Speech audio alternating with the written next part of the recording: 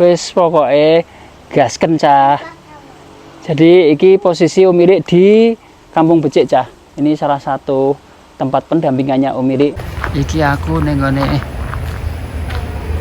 sedulur-sedulur muda di Kampung Becik. Ini anak-anak muda, remaja-remaja keren yang terus mau berproses mencari dirinya sendiri, mencari kehidupan yang lebih baik.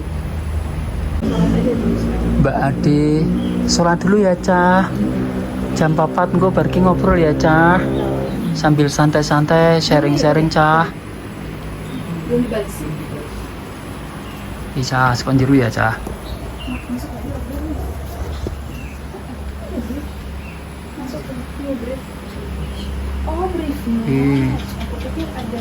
Cahayu gitu.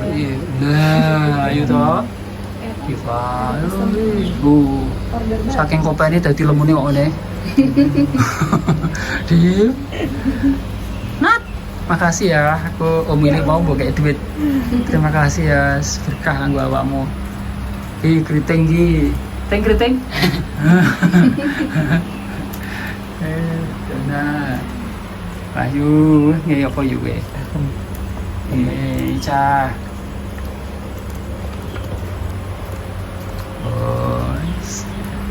Urip wis gawe penak bae iki ya.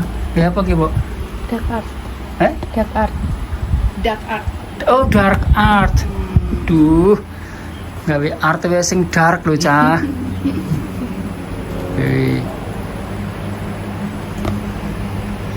Iki sapa Dana? Jadi Om Irik iki belajar saka cacah digital ngene iki. Karena mereka sadar atas kesadaran mencari dirinya sendiri. Salah satunya adalah Kica. Riset tuh kata kuncinya, kata-kata ki Cah. Riset. Link, referensi. Gambar sampel kayak apa? Nyo. Wah, serana rampungnya diomongin dunia kayak ngene iki. Dunia visualis sekali lagi seperti samudra Cah. Makanya selalu bikin pantainya sendiri masing-masing. Mau bikin pantai dimanapun tuh selalu bisa. Yes, di sini ngobrol ya semuanya ya. Wes sholat sik kono. Tak tutup sik Cah. Salah satu rumah untuk tempat tinggalnya Mas Reza dan Mbak Ade, suami istri, terus ada putranya ada 3, 1 Aza. Itu adalah yang bolak-balik bantuin Om Irik sebagai konten kreatornya atau koordinatornya saling berguru, itu nomor 1. Terus kemudian yang nomor 2 namanya Izan, sekarang lagi magang di mana? Piulang Becik. Itu usianya piro sih anakmu gue? 13. Usianya 13 tahun Cah iki Mas Reza iki. Iki Mas Reza. Iki kuncennya Kampung Becik Cah. Iki terus iki sing ketiga. Iki ini sing ketiga. Siapa le namamu? Rasan. Namanya Rasan Cah. Iki aku video dhek melu nyoteng juga. Iki sing nomor 3 Cah. Ada 3. Ini aktivitas kami kalau di Kampung Becik lagi itu menyelesaikan tempat itu, aula itu proses yang sekarang itu kamar mandi sudah ya? Kamar mandi sudah. Terus kemudian tinggal untuk masuk ke dalam itu ya, ke aula ya? Kemudian sama ya tangga masuk ke aula. Itu ada tambahan. Terus ini tempat tinggalnya Mas Reza, Mbak Ade dan keluarga di sini. Ini yang tadi kita samperin itu tempatnya anak-anak belajar. Anak-anak itu tinggal di sini juga. Terus kemudian ya kita sama prosesnya juga terus elaborasi masing-masing manusianya untuk kepingin bertumbuh seperti apa. Kemudian proses pencarian atas dirinya ingin menuju ke titik mana. Maka yang selalu kita ingatkan di Kampung Becik adalah bagaimana semua orang harus berproses dengan caranya sendiri dan kemudian harus menjadi otentik dalam kehidupannya di masa depan, karena hidup itu tidak bisa mengandalkan orang lain. Kita harus mencari cara sendiri, kita sesuaikan dengan kehidupan kita. Maka aku bilang selalu, kemudian jangan percayai guru-gurumu, jangan percayai siapapun orang yang sedang mengajari kita. Kenapa? Karena terus pencarian yang kata agama yang disebut tabayun itu, orang itu harus tabayun terus. Tabayun itu adalah artinya jangan percaya semata-mata, tapi cari kemungkinan-kemungkinan bahwa kemudian kita bisa mencari hal yang lebih baik dibanding guru kita, guru-guru kita atau mentor-mentor kita. Terus begitu cara hidup yang kami stimulasikan di jaringan rumah usaha. Yang penting terus bergerak sih. Makanya modal utama dari sebuah proses kami dari kalangan kelas bawah ini adalah berani dulu apa-apa itu, jangan terlalu banyak mikir. Jadi akhirnya nggak cepat untuk belajar. Kami ini kaum marginal itu selalu apa-apa penting gas kecah, apa-apa gas kecah gitu. Kalau Om Willy ya semangati mereka dengan cara itu. Tapi kalau sudah mengalami kesalahan, belajar lagi. Kemudian kalau mengalami kegagalan, semangat lagi, bangkit lagi. Untunglah kami membangun ekosistem ini memang diajarkan untuk terus gagal, diajarkan untuk terus salah. Tetapi dari salah dan gagal itulah kemudian manusia terus harus belajar. Itu cara kami belajar. Sementara itu, nanti kita mau ngobrol-ngobrol dengan teman-teman di Kampung Becik, anak-anak muda itu. Ini tempatnya, backgroundnya aku liatin ya, ini belum selesai, nanti paling nggak tahu nih kapan ini. Pokoknya digas terus, dikerjakan terus.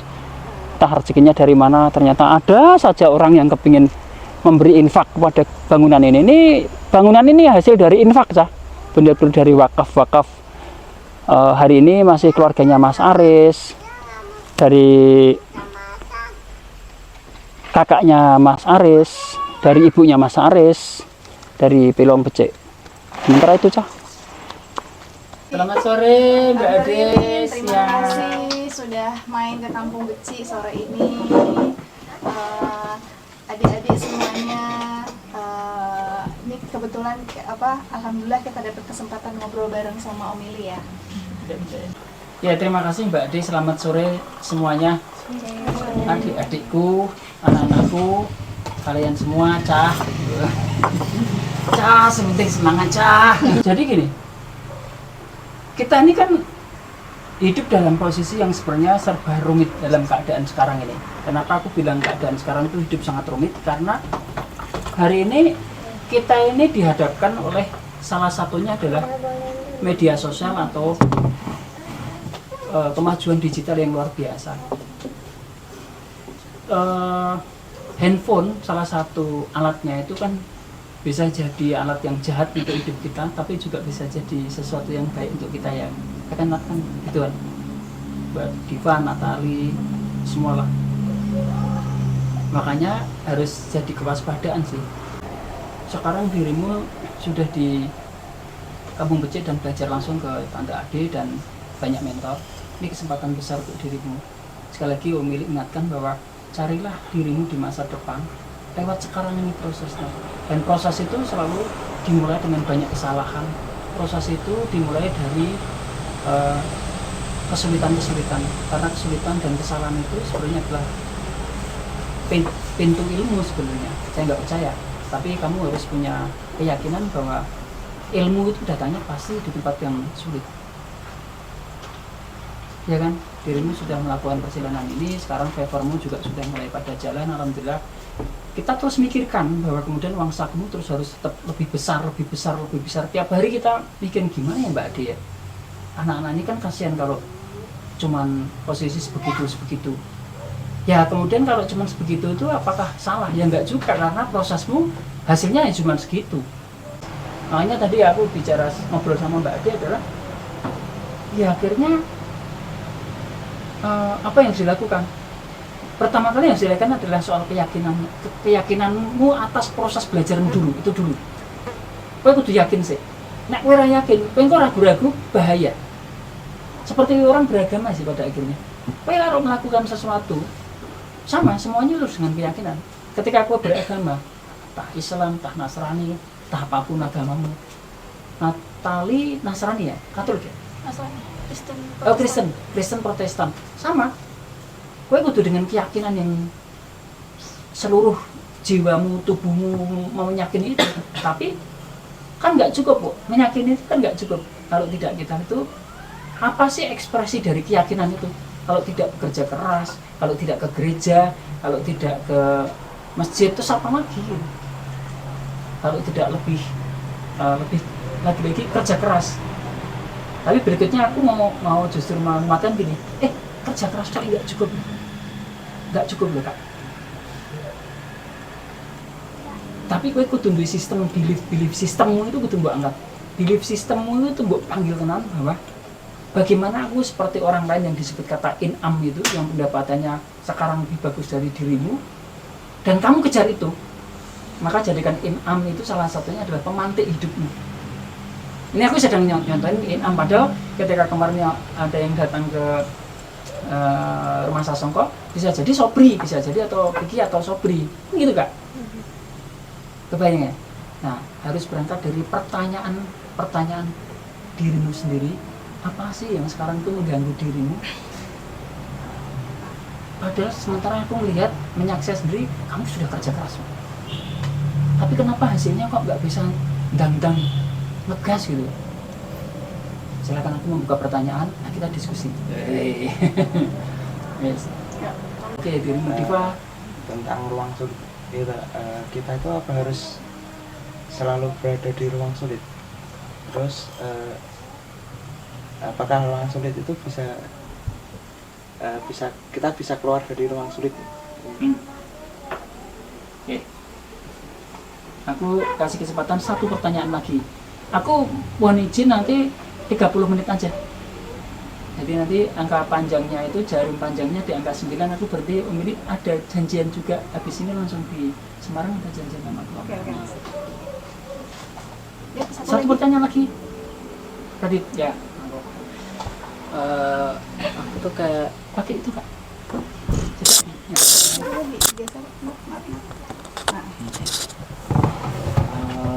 aku tuh gitu kadang tuh kayak kalau ngerjain gitu enggak, kadang semangat, kadang enggak, kadang kayak malas banget gitu, kadang semangat banget gitu. Aku tuh kenapa itu, kayak apa yang harus aku lakuin buat kayak perlahan-lahan gitu ngilangin itu, kayak biar semangat terus, biar biar nggak mas-mas gitu sih. Oke, dari Diva dulu yang tanya, Om, apakah orang itu harus memasuki ruang sulitnya terus? Kira-kira ngono ya? Terus aku langsung jawab aja. Kalau orang kepingin maju, kalau orang kepingin menghasilkan keadaan yang lebih baik dalam hidupnya, carilah ruang yang selalu sulit terus-menerus. Karena sulit dan susah itulah sebenarnya pintu ilmu. Jadi nggak ada orang yang namanya belajar dengan mudah kemudian dapat ilmu itu, dibanding orang yang sulit kemudian berproses memaksa diri dan kemudian melewati proses yang sulit itu kemudian menjadi gampang. Kemudian yang sulit itu ditinggal, kemudian orang tersebut cari hal yang lebih sulit lagi. Kan gitu tadi. Dirimu kan begitu, Dik. Setiap hari kan cari kesulitan terus kan sebenarnya. Kan kamu udah ngelakuin itu sehari-hari. Nah itu kan kemudian hari ini ketika kamu mengalami tanda kemajuan, yang bisa merasakan dirimu sendiri. Ketika kemudian pada saat katakanlah setelah tadi pagi mengalami kesulitan itu kamu bisa jawab sendiri, tapi kesulitan itu bisa ditanyakan kepada di luar diri kita. Contohnya adalah mentor. Kalau mentor menjawab atau memberitahu, apakah kita harus selalu percaya? Belum tentu. Kita cari jawaban lain lagi di mana, di menurutmu?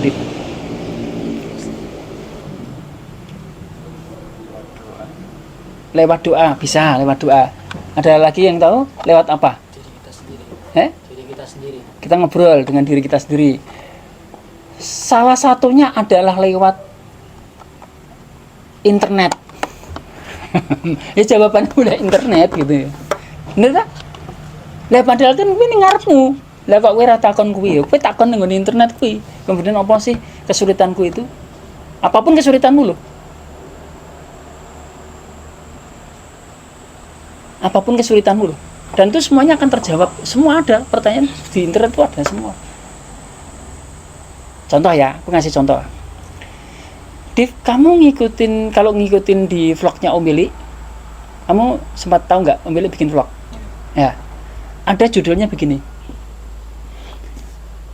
Menantang diri sendiri, titik, mengupload 200 video kurang dari setengah tahun atau 1 semester. Cari itu, judul itu.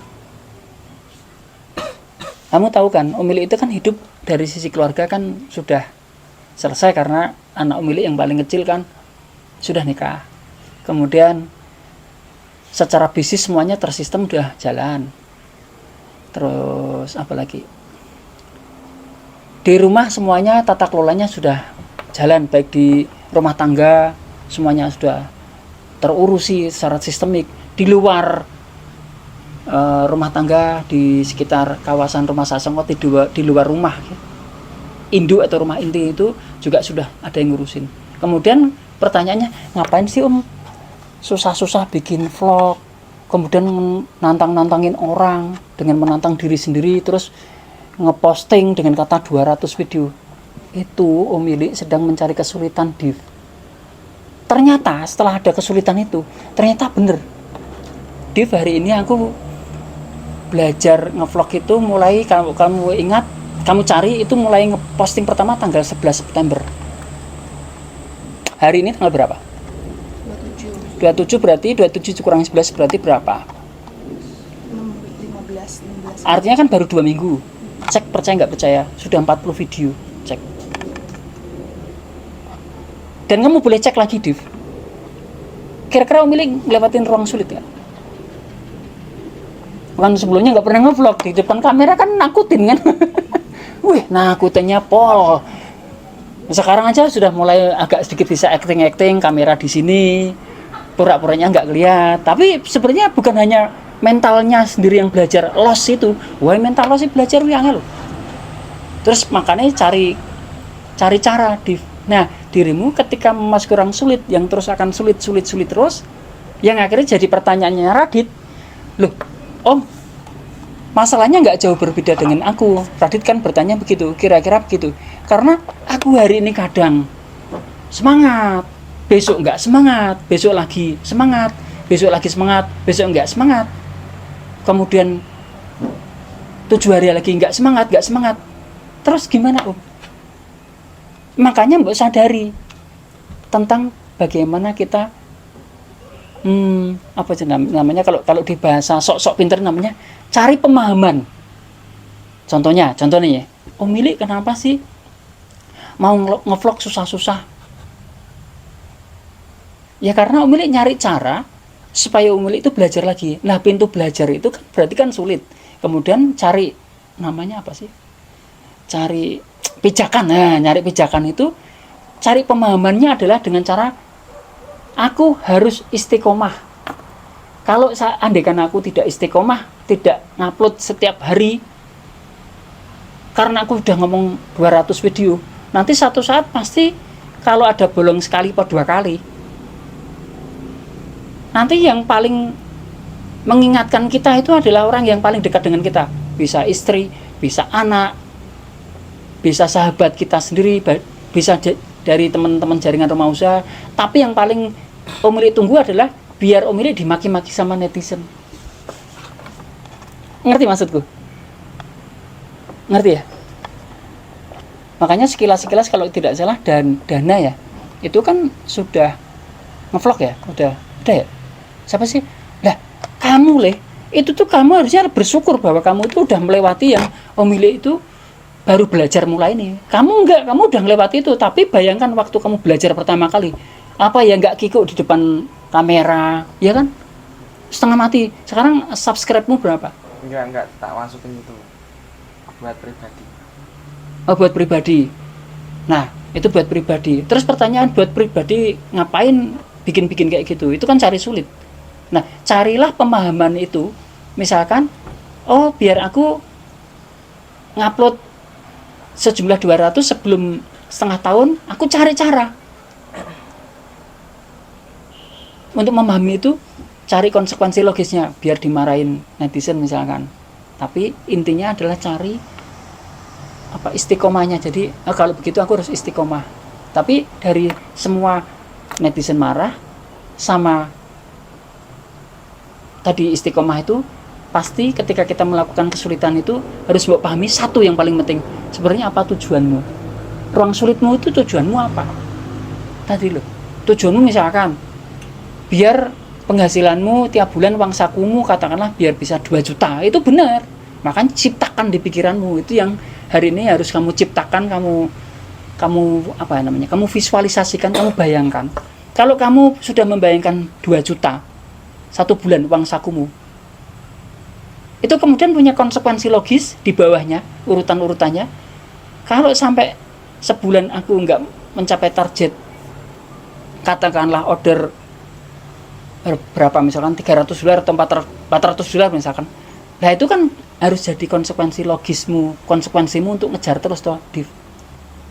Ngerti, Div? Jadi ruang sulit itu penting buat kita. Ketika kue sudah tercapai, ketika Om Willy sudah mencapai banyak hal, ruang sulitnya tuh dicari yang lain yang lebih sulit lagi. Yang lebih sulit lagi itu adalah sesuatu yang mungkin kita tidak biasa. Nggak apa-apa, apapun yang kamu akan lakukan kan nggak masalah. Yang penting kamu memang ingin melakukan itu. Balik lagi, itulah betapa pentingnya setiap manusia itu memasuki ruang sulitnya sendiri. Tujuannya biar upscaling, biar orang itu naik levelnya dengan prosesnya itu. Kebayang? Tapi carilah pemahaman untuk dirimu biar bisa upscaling itu seperti apa. Tadi mamanya tujuannya 2 juta, berarti aku harus punya target pendapatan harus misalkan 5 juta. Umpamanya gitu. Kebayang nggak? Kebayang ya? Jadi carilah pemahaman yang menurutmu untuk menstimulasi dirimu supaya terus masuk ruang sulit, bahwa ruang sulit itu adalah sebenarnya keberkahan, bahwa setiap ruang sulit itu adalah kebaikan, bahwa setiap ruang sulit itu adalah pasti ada reward atau ada dapat hadiahnya, dapat sesuatu yang baiknya. Dan Om Willy ingatkan, semua ruang sulit akan menjadi ruang gampang. Pasti. Syaratnya tidak boleh berhenti dan harus fokus terhadap apa yang kita sedang mengalami kesulitannya itu. Dan cari cara terus untuk bisa melepas atau mengudari atau mencari solusi, baik dari internet, baik berdoa katamu tadi, baik tanya mentor, maupun apalagi cari cara terus untuk diri sendiri, misalkan berdialog dengan diri sendiri.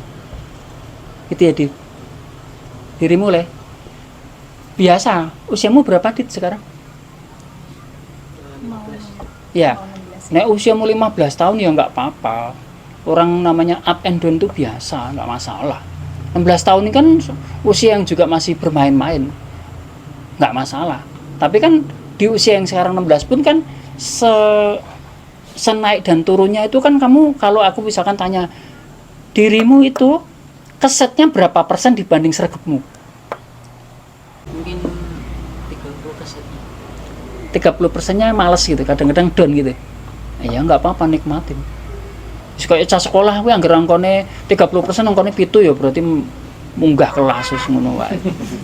Wis ngono wae. Sing penting kowe sadar wae bahwa oke, kowe mbok nikmati proses kuwi. Nah, kemudian ketika 30% kamu ngalami dropping itu, ngalami tidak semangat itu, yang penting selalu semuanya ya, selalu sampaikan ke mentor. Sampaikan ke tante Ade, Kak Ade, Kak aku kayak drop banget kalau bisa minta penguatan, kalau nggak bisa nikmatin saja. Terus caranya gimana untuk bisa semangat lagi? Yo ngegame, kamu suka ngegame ya ngegame. Kamu sukanya apa? Di sini lari-lari muter-muter, ya lari muter-muter olahraga. Kalau kamu suka jabuti suket situ ya jabuti suket gitu loh, Dit. Gitu loh, Dit. Cari cara, nah tadi cari cara untuk bisa semangat itu apa? Mengalihkan perhatian. Ada dua kemungkinan, satu mengalihkan perhatian dengan cara cari kesibukan yang lebih riuh, yang lebih rame, tapi ada juga cara untuk diam nggak ngapa-ngapain, misalkan tidur. Kan rame itu misalkan nonton YouTube, ya kan itu jadi rame. Terus yang lain diam, ya udah sholat atau tidur, udah itu aja. Cari ruang, namanya ruang antara. Ketika kita ngalami dropping itu, sama juga kemudian kalau sama ketika karena Radit masih 16 tahun, jadi mungkin bebannya masih terlalu gampang ya, terlalu rendah ya, nggak ada masalah. Sama dirimu itu ya sebenarnya orang ada masalah, sementing orang delok konco-koncone yang lain bahwa kemudian kok temennya itu sudah capeknya seperti itu terus itu jadi grogi, ya itu aja yang jadi masalah. Kalau kamu nggak grogi, nggak ada masalah, kamu kan nggak butuh apa-apa, ya sudah nikmati aja juga nggak apa-apa juga. Tapi tetap bikin capaian ya, bikin masing-masing tetap bikin capaianmu, kepingin ke titik apa, kemana gitu, tetap bikin. Kira-kira paham nggak, Div? Pelan-pelan aja, ya. Kamu boleh menyanggah, Omili, kalau misalkan kamu boleh, harus tidak percaya boleh, atau kamu ingin pertanyaan yang biar memuaskan, nek sombok, enggak iso dipaske Omili, udah. Soalnya rakno sing iso memuaskan hasil ini. Kamu, Dit?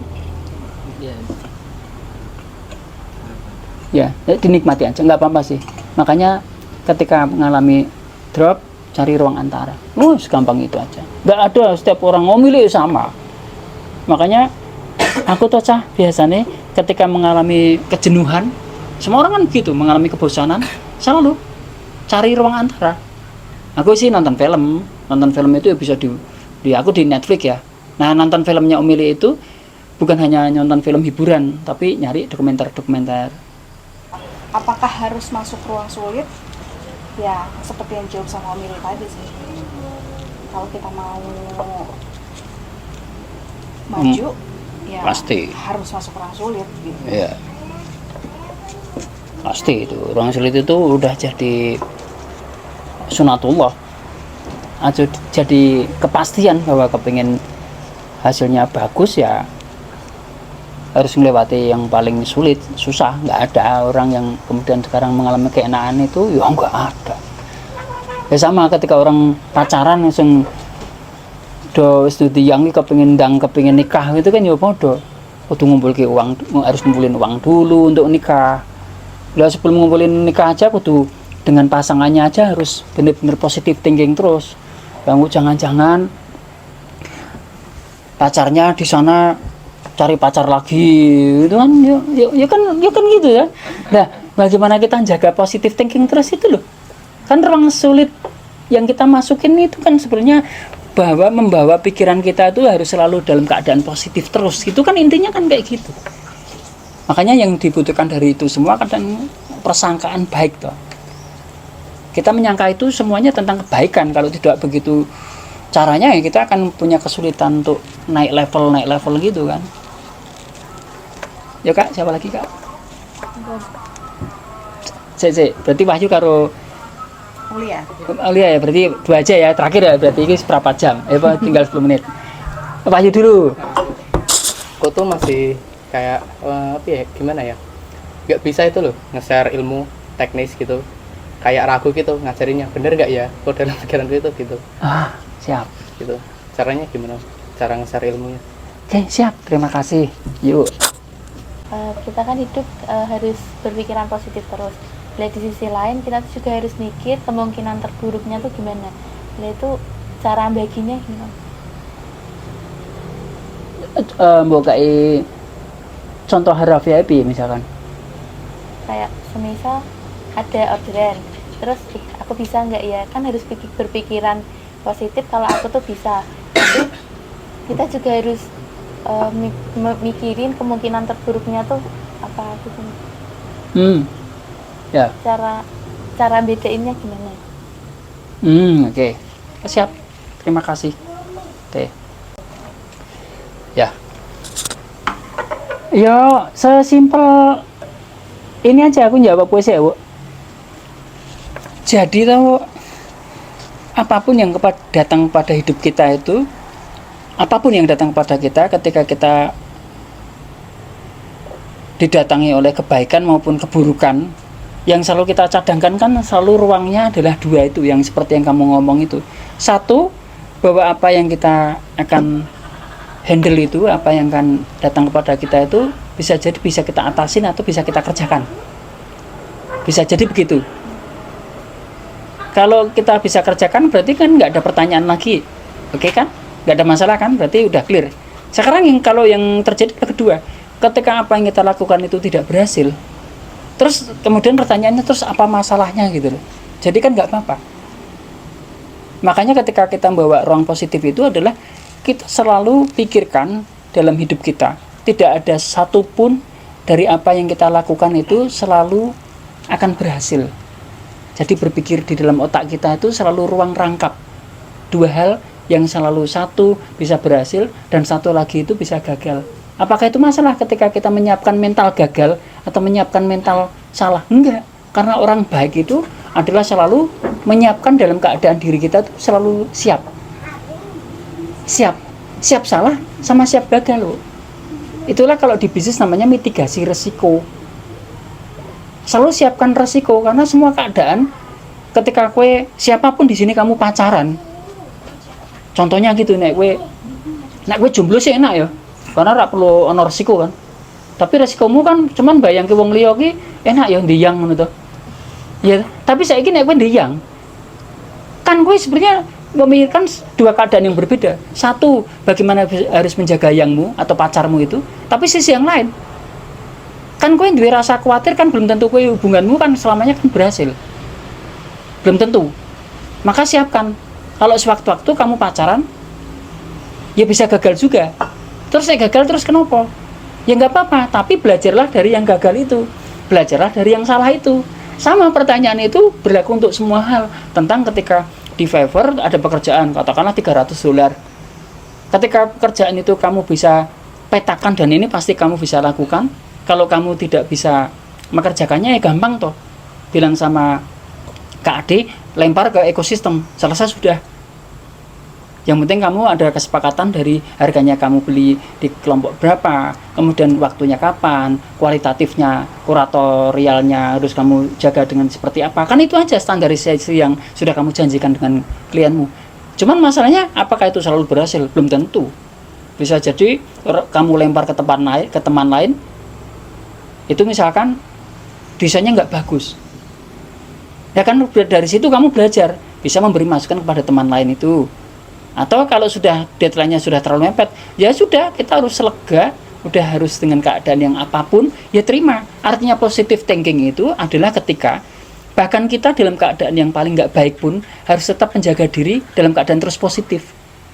Pun kehilangan pacar, pun akhirnya order $300 tadi itu akhirnya melayang, ya sudah. Kebayang? Ketika gue hidup dengan serelaks itu, ya udah sebenarnya kan apa sih masalahnya?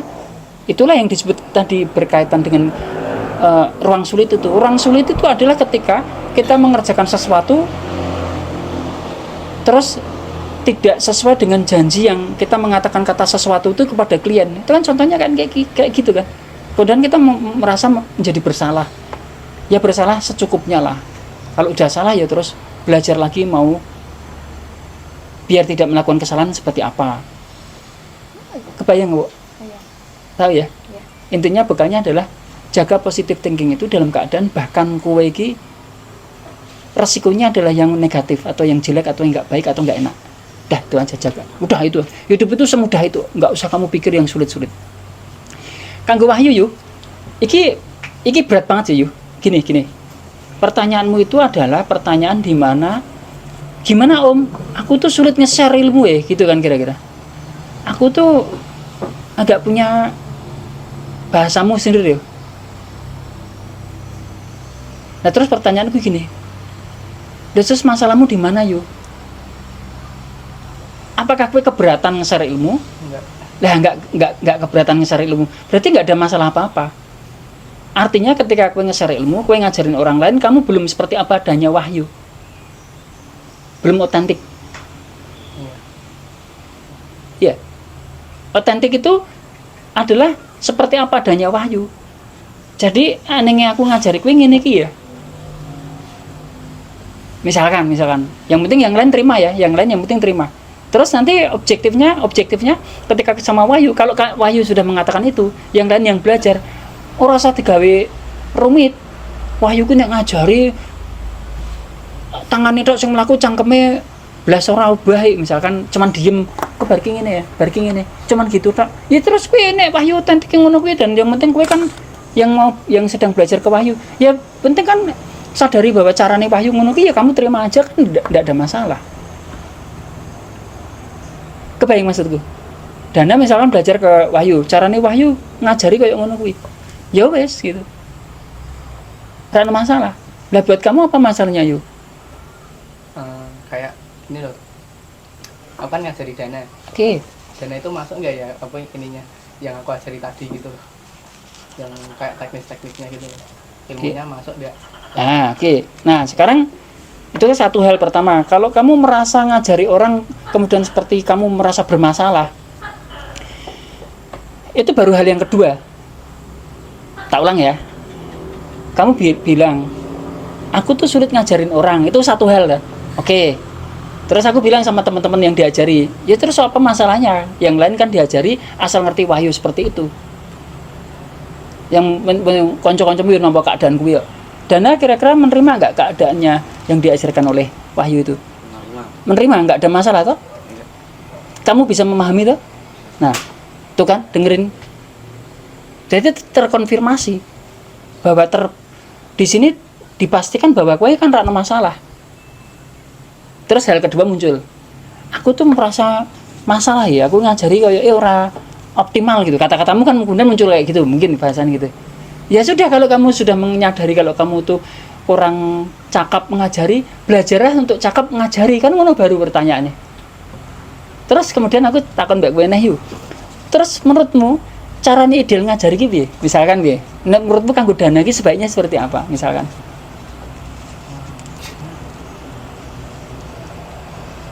Misalkan idealnya untuk mengajari orang itu sebaiknya seperti apa menurutmu?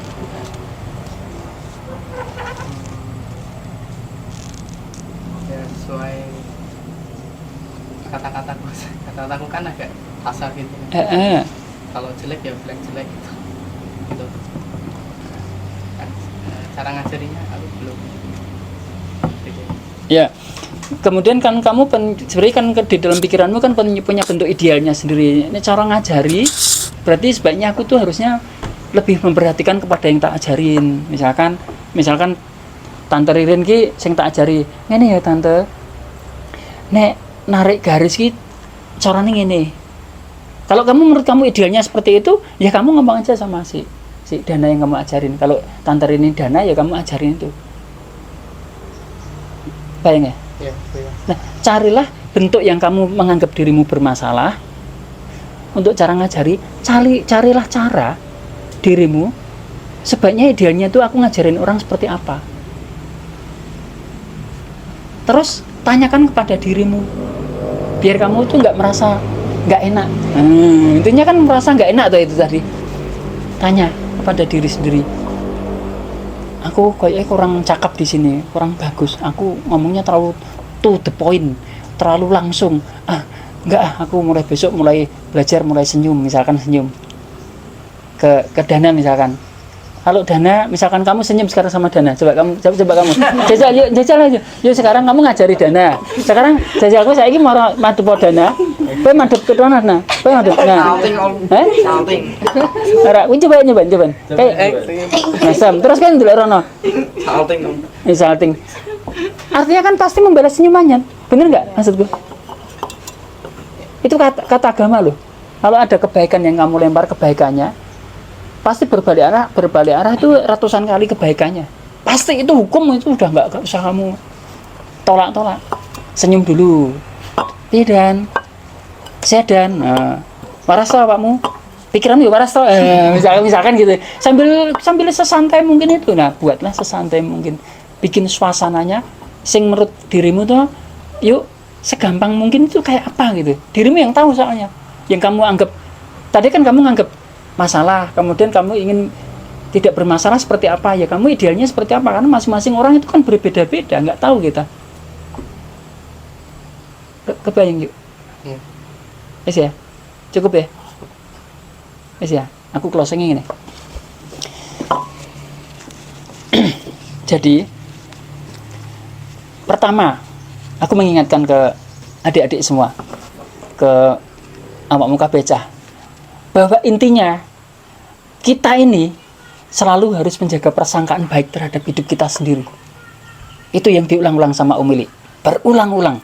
Ayo Cah, jaga selalu persangkaan baikmu. Yang aku selalu sampaikan, kenapa? Karena hari ini kamu di tempat yang baik, di tempat lingkungan yang sangat baik. Kalau ada sesuatu yang lingkungan tidak baik dan kamu merasakan sendiri, misalkan kamu di sini dihina-hina, lebih-lebih dianiaya misalkan, betapa ekosistem ini sangat besar, betapa ekosistem ini bisa kamu waduli apa sih? Mengadu, bisa ke Umili, bisa ke siapapun, kayak Kak Isal, atau bisa siapapun. Kalau andekan Kak Ade itu sebagai mentormu langsung di sini itu nggak bener. Kita itu se-fair itu hari ini itu. Makanya mengulang lagi, persangkaan itu kalau di bahasa kita namanya, di bahasa sekolah namanya cara berpikir mental belajar itu adalah belief system. Maka bangun terus belief systemmu untuk dirimu itu kepingin ke titik apa. Jangan buru-buru. Tahap-tahapnya itu selalu bangun dewe. Kalau sekarang kamu katakanlah sebulan uang sakumu itu katakanlah 100 rupiah, kamu harus mikir, jangan langsung kepingin 200 rupiah, sabar ke 120 rupiah. Kalau 120 rupiah sudah dapat, mikirlah lagi sampai 150 rupiah. Tetapi dirimu harus konsekuen. Ketika kepingin 120 atau 150 rupiah, dirimu harus konsekuen. Kamu harus belajar apa? Maka yang aku bilang tadi ketika pertanyaannya kepada dari Diva tadi itu adalah masuki ruang sulitmu. Orang siapapun di alam raya, di dunia manapun tuh arep bocah tua nom, siapapun lanang wedok podo. Kalau mau naik level, naik rasa penerimaan pihak lain kepada dirimu, ya dirimu yang naikkan diri. Persangkaanmu naikin terus, belief sistemmu naikin terus gitu. Terus berikutnya yang terakhir adalah cari ruang yang paling tepat untuk dirimu. Ruang itu kan kalau ekosistem kan oke, terlalu gede, tapi ruang tepat itu bisa jadi adalah cara belajarmu. Bisa lewat internet, bisa kamu self talk. Self talk itu kamu ngobrol hatimu dan pikiranmu. Bisa lewat ngobrol dengan mentor. Bisa ngobrol dengan katakanlah Dana dengan Diva misalkan. Ya kan misalnya gitu ya. Misalkan Radit nyamannya sama Nisrina, yaudah ngomong sama Nisrina, sesantai itu. Dan selalu buat yang terakhir adalah buatlah target teknis akhirnya. Karena belief system itu kan bangun bagaimana target teknis itu harus kamu tempuh, kamu kejar. Dan di dalam target itu pasti capaiannya yang kamu ukur akan dapat apa, kepingin seperti ilmunya seperti apa. Kalau pertanyaannya tadi bagaimana Radit 30%-nya yang tadi itu lagi terus ngalami down, gimana terus jadi lebih sedikit, katakanlah jadi 20%. Misalkan sama sekali tidak ada down-nya sama sekali, ya nggak ada.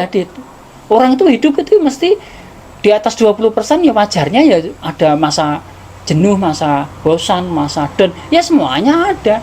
Cuman bagaimana kowe membangun kreativitasmu supaya kemudian bangkit lagi kan gitu. Segitu tuh.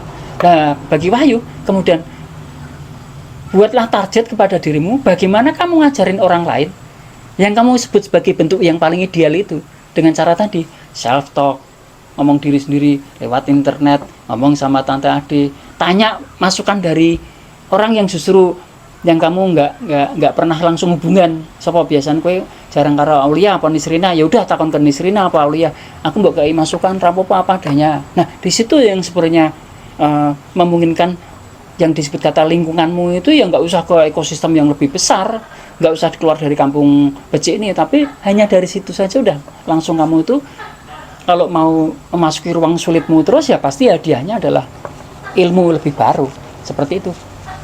Terima kasih. Terima kasih Mili. Itu Mbak. Good.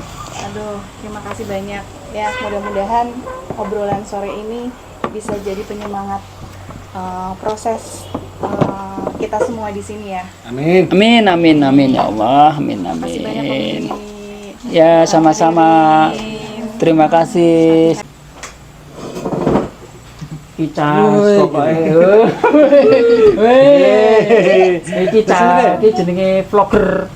Daily vlogger abal-abal iki sing ngene iki pokoke apa-apa gaske cah iki cah ayu-ayu sing lanang ya bagus-bagus itu awake sehat-sehat.